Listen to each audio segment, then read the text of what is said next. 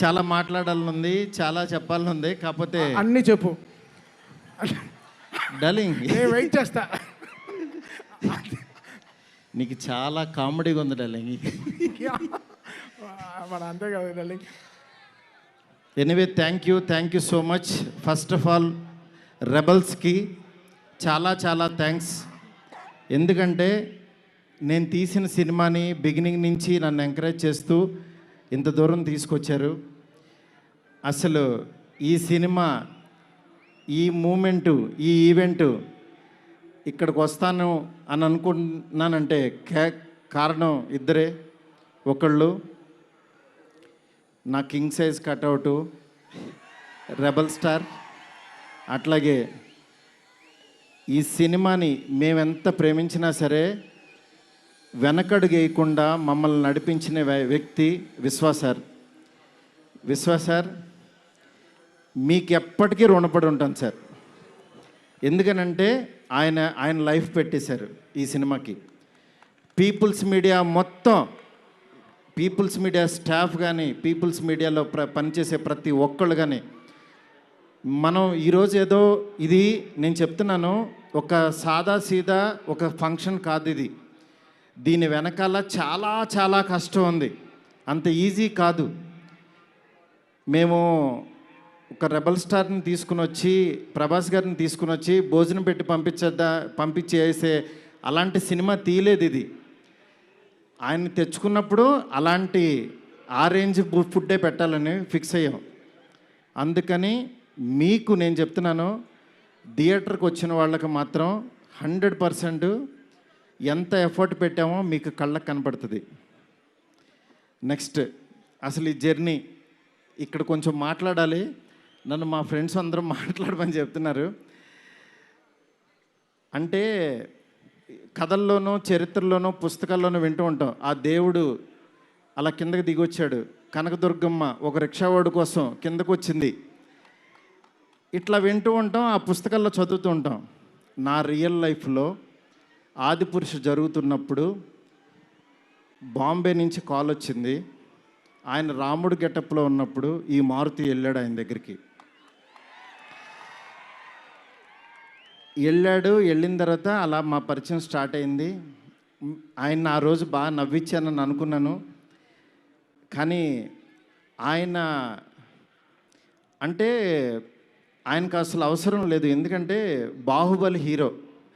కాశ్మీర్ వెళ్ళినా, ఆఫ్రికా వెళ్ళినా, ఇంకెక్కడికో మసైబారా అని ఏదో మారుమూల గ్రామం సౌత్ ఆఫ్రికాలో ఎక్కడో వెళ్ళాం. వెళ్తే నేను ఫిల్మ్ డైరెక్టర్ని అన్నా. అవునా అన్నాడు, పైనుంచి కింద చూశాడు. నా హీరో ఎవరో తెలుసా అన్నా. అంటే ఎవరని అన్నాడు. ప్రభాస్ అన్న. ఓ బాహుబలి హీరోనా అన్నాడు. అంటే మసైబారాలో ఒక వేరే జాతి వాళ్ళకు కూడా తెలిసిపోయారు ఆయన. నిజంగా రాజమౌళి గారికి ప్రతి డైరెక్టరు చాలా చాలా చాలా రుణపడి ఉన్నాం. ఎందుకనంటే ఇవాళ పాన్ ఇండియా అని అందరూ కాల్ రేస్కి తిరుగుతున్నాం. కానీ ఒక వ్యక్తి లైఫ్ పెట్టేసి ఒక మీడియం రేంజ్ హీరోని ఒక పాన్ ఇండియాకి పరిచయం చేసి ప్రపంచానికి ఈరోజు ఒక పెద్ద కటౌట్ని నిలబెట్టారు ఆయన. నిజంగా మనం ఒక తెలుగు ఇండస్ట్రీకి ఈరోజు ఒక స్వర్ణయుగం లాంటిది. ఒక సుకుమార్ గారు, ఒక సందీప్ రెడ్డి వంగ, ఒక ప్రభాస్ గారు, అల్లు అర్జును, ఇట్లా అసలు ఎంతమంది, ఎన్టీఆర్ గారు, ఇట్లా రామ్ చరణ్, ఇట్లా ఎంతమంది స్టార్స్ తయారవుతున్నారు. నాలాంటి ఒక మిడ్ రేంజ్ సినిమాలు ఒక 11 సినిమాలు చేశాను. నా రేంజ్లో నేను చేసుకుంటూ వెళ్ళిపోతున్నా. అలాంటి వాడిని కూడా నువ్వు ఇక్కడ కాదురా బాబు, నువ్వు రెబల్ యూనివర్సిటీలో జాయిన్ అవ్వు, నువ్వు పెద్దోడవు అని ఆ వ్యక్తి తీసుకొచ్చి నన్ను ఇక్కడ నుంచోబెట్టారు. ఈరోజు నిలబడి మాట్లాడుతున్నా. నేను రాశాను, నేను తీశాను, కానీ నా వెనకాల ఉన్న శక్తి మామూలు శక్తి కాదు. అది ఆయన యాక్టింగ్ చేసి వెళ్ళిపోవటం కాదు, ఆయన లైఫ్ పెట్టేశారు. అది నన్ను అంటే ఆయన సినిమా పట్ల ఉన్న భక్తి, సినిమా పట్ల ఉన్న passion, cinema cinema cinema cinema ఆయన ఏకమైపోయిన తీరుకి అది మాటల్లో చెప్తే చాలా తక్కువైపోద్ది. నేను ఏదో కావాలని ఇట్లా పొగుడుతున్నట్టే ఇదని కాదు. ఆయన వేరే, ఆయన సినిమాతో ఏకమైపోయారు. మీ అందరు మనసుల్లో ఉన్నారు. ఆయన ఆ ప్రతిరూపం ఇవాళ ఎదురుగుండా మన ఎదురుగుండా కూర్చుంది అంతే. ఇలాంటి దీంట్లో ఈ రాజాసాబు 3 ఇయర్స్ తర్వాత చాలా కష్టపడి ఇక్కడ దాకా తీసుకొచ్చాం. మాకు పండక్కి మీ అందరికీ మిమ్మల్ని ఎంటర్టైన్ చేయాలని ఒకటే ఆకాంక్షతోటి వేరే వేరే సినిమాలు చాలా ఉన్నా సరే అన్నిటి మధ్యలోకి ఇంత పెద్ద బడ్జెట్ సినిమాని చాలా ధైర్యంగా విశ్వప్రసాద్ గారు తీసుకొచ్చారు మీ ముందుకి. డెఫినెట్గా ఇది ఆల్ లాంగ్వేజెస్ మామూలుగా ఉండదు సినిమా, ఎందుకంటే ఈ జోనర్లో అంత పొటెన్షియాలిటీ ఉంది. నెక్స్ట్ ఈ జోనర్ నెక్స్ట్ లెవెల్కి తీయగలిగాం. అలాగే నార్త్లో అనిల్ తడాని గారు రిలీజ్ చేస్తున్నారు, ఇక్కడ మైత్రి ఫిలిమ్స్ ద్వారా రిలీజ్ అవుతుంది. ఈ సినిమా నేను చెప్తున్నాను, ఏదో నేను తీసానని కాదు, నేను ఒక ఆడియన్ లాగానే చూస్తా. ఎప్పుడైనా సినిమా తీసానో నా పని అయిపోయిందని బయటకు చూస్తా. కానీ ఈ సినిమాని యాజ్ ఏ ఆడియన్గా రోజు నేను తీసిన సినిమా వేరు, తర్వాత ఆర్ఆర్ చేస్తున్నప్పుడు చూస్తున్నాను ఒక్కొక్క రీలు. నిజంగా నేను తీసిన సినిమాకి నాకే కన్నీళ్ళు వచ్చినాయి.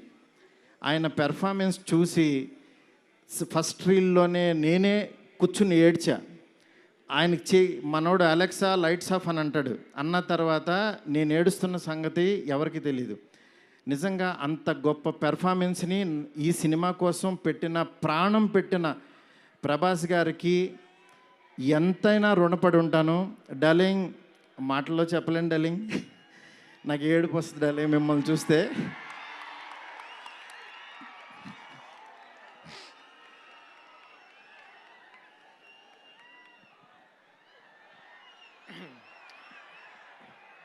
ఏ ఇష్యూనైనా టిష్యూ లాగా చూస్తావు, నువ్వు ఏడుస్తే బాధగా ఉండాలి.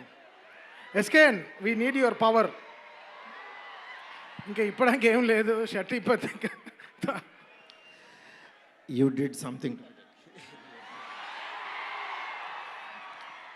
డార్లింగ్. నేను మీకు తెలీదు, ఎవరన్నా చనిపోయినా ఏడవను. ఎందుకంటే వెళ్ళి కాసేపు చూసుకుని చావు కామన్ కదా అనుకుని వచ్చేస్తూ ఉంటా జనరల్గా.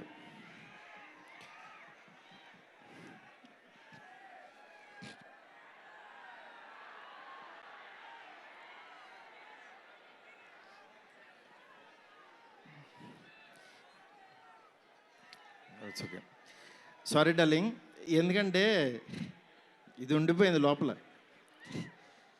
ఇదంతా నా stress. Thank you darling, love you darling. ఇంకంతకు మించి చెప్పలేను. అలాగే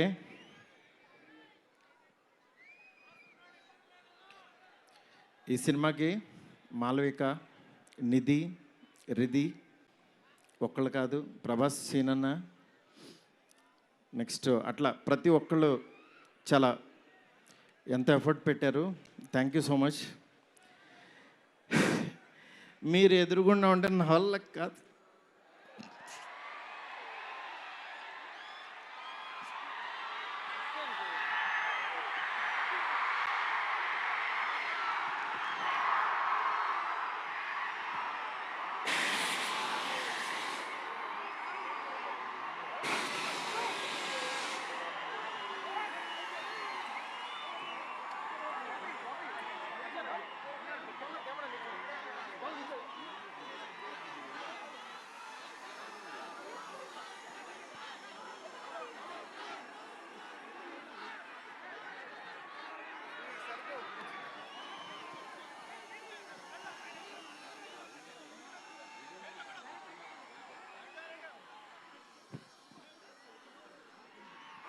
I know it's a very, very emotional moment.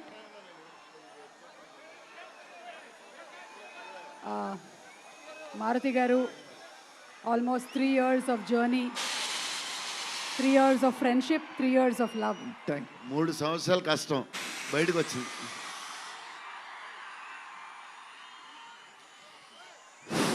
అయిపోయింది, నా పని అయిపోయింది, నా డ్యూటీ అయిపోయింది. నేను చెప్తున్నాను, సినిమా చూడండి అంతే. సినిమా చూడండి. సినిమాలో మిమ్మల్ని ఎక్కడన్నా 1% డిస్సాటిస్ఫాక్షన్ చేసినా నా ఇంటి అడ్రస్ పెడతా, రండి. 1% రెబల్స్ కానీ, ఫ్యాన్స్ కానీ, ఫ్యామిలీస్ కానీ, ఈయన్ని ప్రేమించే ఎవరైనా సరే మమ్మల్ని డిసప్పాయింట్ చేసావు మారుతి అని అంటే విల్లా నెంబర్ 17 గుర్తుపెట్టుకోండి, కొండాపూర్లో ఉంటుంది, కొల్లా లగ్జూరియా, అక్కడికి రండి. ఇన్ని రోజులు మట్టి నేను ఈయన ఫోటోని ఇట్లా చూపిస్తూ ఉన్నాను కదా, ఇప్పుడు ఈయన్నే చూపిస్తున్నా. Vishwa sir, please come sir. People media factory అధినేత టీజీ విశ్వప్రసాద్ గారికి గట్టిగా చప్పట్లతో ఆహ్వానం పలుకుతాము. Raja Saab he's the man, producer. He's the man. మీరు చూస్తున్నారు ఈయన ఎంత ఎఫర్ట్ పెట్టారు. Thank you so much, thank you so much. And sorry, మిమ్మల్ని నవ్వించాలని అనుకున్నాను, నేను ఏడ్చాను ఇక్కడ. ఫస్ట్ టైము నేను సినిమా అంతా నవ్వించాలి డార్లింగ్. నేను ఎప్పుడు ఫస్ట్ సినిమా తీసినప్పుడు కూడా ఆడవలేదు, కానీ ఈ సినిమా మాత్రం thank you darling, love you darling. అలాగే నాకు సపోర్ట్ చేసిన నా ఫ్యామిలీ, నా వైఫ్ స్పందన, అలాగే నా పిల్లలు హియా, కేదార్, నీత, నెక్స్ట్ నా డైరెక్షన్ డిపార్ట్మెంట్, నా సైనికులు చచ్చిపోయారు ఒక్కొక్కళ్ళు. నేను అందరినీ సక్సెస్ మీట్లో ఒక్కొక్కళ్ళని పరిచయం చేస్తా. ఇక్కడ పనిచేసిన డిఓపి కానీ, ఆర్ట్ కానీ, ప్రతి ఒక్కళ్ళకి పేరు పేరున చాలా థ్యాంక్స్. ఎవరన్నా మర్చిపోతే క్షమించండి, నాకు ఇప్పుడు మాటలు రావు. Thank you so much. Thank you సుమ్ గారు. Thank you so much.